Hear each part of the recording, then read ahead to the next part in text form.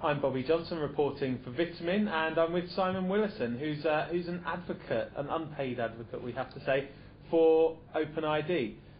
Simon, can you just run through, for a lot of people, exactly what OpenID is?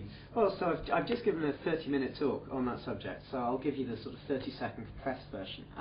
OpenID is a decentralized system for single sign-on, so it lets you have one user account which you can use to log into lots of different sites.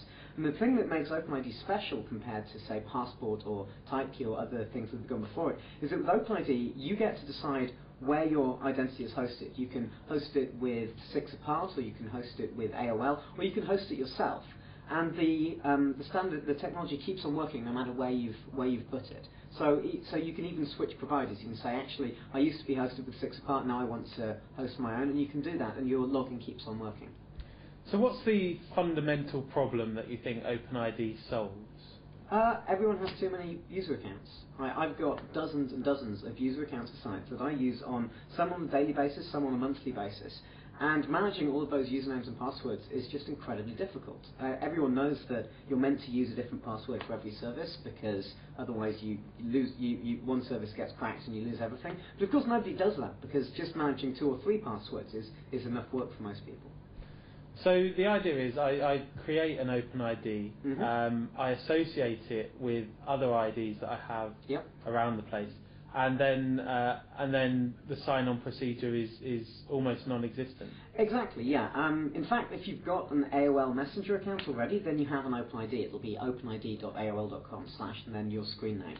But the idea is that you find applications that support OpenID, and this is currently quite a small list, but it's growing all the time. And you can then sign into those with your OpenID, potentially merge that with an existing user account or create a brand new user account, and just continue using the application without any further hassle.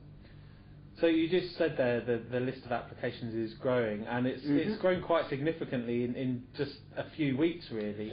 So can you tell us a little bit about how the take-up is growing? So the problem OpenID has is that there are 2 sides to OpenID. There are sort of OpenID servers, who are places that will give you an OpenID, and then there are consumers. There are sites you can actually log into. And of course, everyone wants to be a provider, because it feels great to have lots of user accounts, and so loads of people have big user account databases that they can open up. But people are much more cautious about being a consumer, because it's a lot less well understood what that actually implies. So the talk I gave at the conference was all about the benefits of being a consumer and the sorts of things that you can start to do once you let people log into your site with an OpenID. So can you give us a few examples?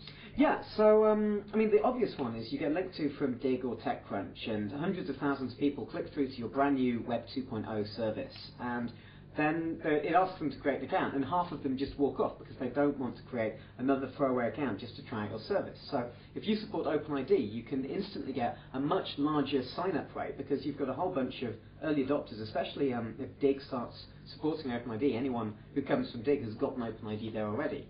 So you get lots more people actually trying out your service. So that's the really simple case. But looking further ahead, what's really exciting is the stuff you can do to innovate around OpenID. So you might find that if you let people log into your service with OpenID, and they've logged into other services as well, you've got a bridge between those 2 services. You can say, well, you're logged into this bookmark service, but because you use your OpenID for your photo service as well, we can start combining your photographs and your links, and we can start doing clever things like that. And how about social networks? Because a lot of people have networks of friends on lots of different sites. Will they be able to use it to bring those together? So this is, again, OpenID actually does very little. It just solves the authentication problem, but it's designed as a small component of a sort of larger ecosystem. So you could build friend import and friend export on top of OpenID. You log into a site with your LiveJournal OpenID, and that site then goes to LiveJournal and says, hey, who's this? What does this person have down as their friends? And then if those people are present in that site's system, it can set up friend relationships there. So there's potential for people to start building sort of social networks that exist outside of the silos of individual sites, sort of decentralized social networks. People just need to firstly start using OpenID, and then secondly actually start building the stuff on top of it. And so is it a platform that's finished and ready to go, or are we talking about something that's continuously in development? So OpenID works today, and actually the current version of the spec that's being implemented is OpenID 1.1. There's talk at the moment of developing OpenID 2, which sort of covers a large amount of ground and is under active development on the mailing list. But for all intents and purposes, OpenID is ready for people to start using it. It's ready for people to roll out. And you've now got some pretty big backers. I mean, we've heard from AOL and many others. So do you want to have you had any immediate feedback from those people? That's an interesting question. Obviously, the big names that are getting involved are AOL, who've actually launched. They've made 68 million AOL user accounts available as OpenIDs, which is huge. And Microsoft, who had Bill Gates make a big announcement at the RSA conference a few weeks ago, saying that Microsoft plans to integrate their card space sort of client-based identity solution with OpenID. And I think that's more something that's looking ahead to OpenID 2, but AOL's commitment is right now. They've already started supporting it. And so it's something that's happening now, even if maybe it's not ironed over all of the problems yet. I mean, you have talked about the problems and the gaps that still exist in OpenID. Can you go into those in detail? So the biggest problem OpenID has is just in terms of explaining itself, and that's not inherent to the spec. It's something that's it's difficult to explain to people, but people are already starting to make the effort to do that. So the problem that everyone talks about, and the one that's a really legitimate concern, is phishing.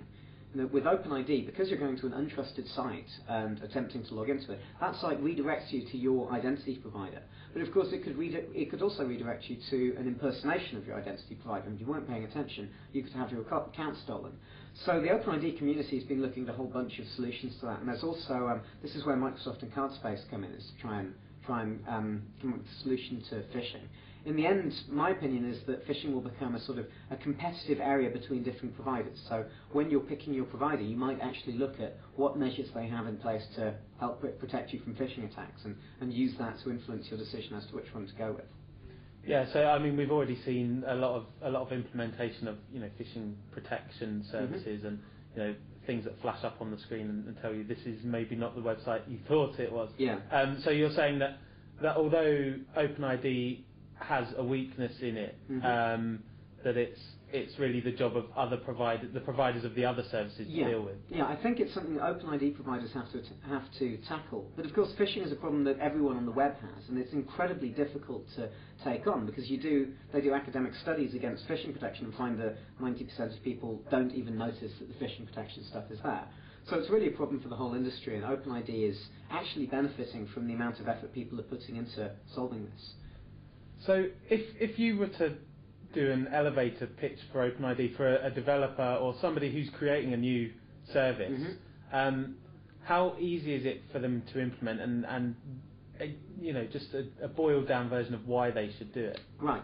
So the reason you want to do it is that you want more users, you want more people trying out your stuff, and you want to make life better for the people who are using your service. You want to make it easier for them to manage their accounts with you. From the point of view of implementing stuff, there are libraries available to do all of the sort of tough encryption side of things for PHP, for Python, for Ruby, for Java, ASP.NET as well. So any web environment that you're working with has probably got libraries, like relatively mature libraries for integrating OpenID functionality already. And it's just a case of finding the library, reading the documentation, and gluing it into your existing account system. All right, thanks, Simon. Thanks very much. Thanks.